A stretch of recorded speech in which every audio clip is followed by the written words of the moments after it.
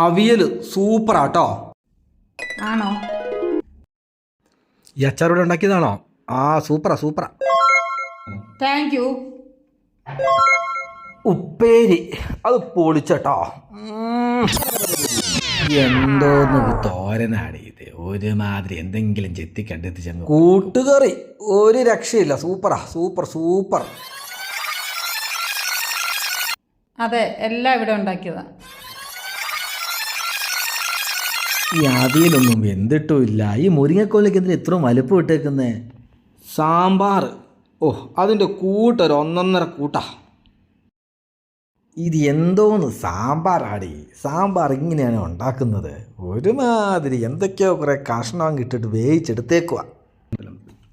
കുറച്ച് ചോറ് ഇടട്ടെ? മതി. വേണ്ട വയറ് നിറഞ്ഞു കേട്ടോ. മതി. സദ്യ എങ്ങനെയുണ്ട്? നല്ല അടിപൊളി സദ്യ, നല്ല സ്വയംഭൻ സദ്യ.